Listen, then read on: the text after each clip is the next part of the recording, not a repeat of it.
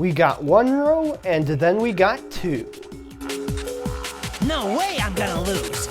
In this case, an interlaced signal captured from a Nintendo Wii in its 480i mode as the means of output. Though the types of cables used here, and even the resolution itself, aren't necessarily relevant here.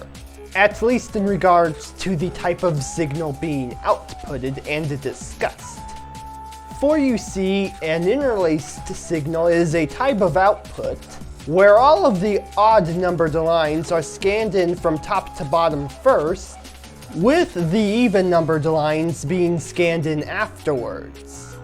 In other words, there would be one frame that would have the odd-numbered lines scanned in first, where the next frame would be finished off with the even-numbered lines, filling in the rest of the frame a moment afterwards, with the cycle repeating in motion. Interlaced signals were popular with CRTs and analog signals, as these were the days when broadcast signal conservation was a priority. You see, because the entire frame itself wouldn't be loaded in at once, the amount of resources required to produce the final result would be half when compared to loading in the full frame at once. In this case, the process of loading in all of the frame at once would be called progressive scan, which is exactly what I just described. Every frame is loaded in its entirety, not half of a frame in one frame and the other half in the next frame. See?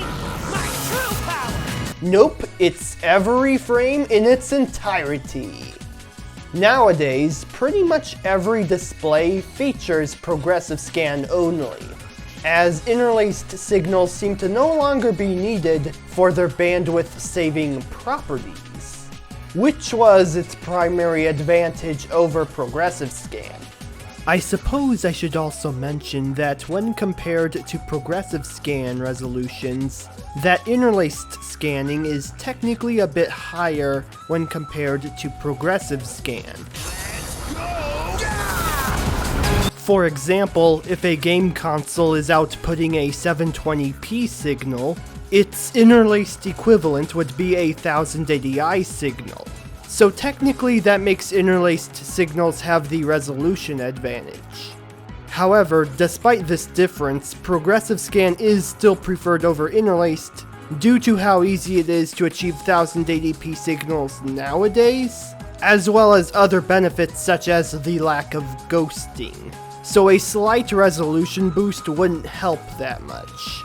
In fact, I feel that despite my capturing of interlaced footage showcased here, that it will just automatically be converted to progressive scan mode because that is the norm that we see this day.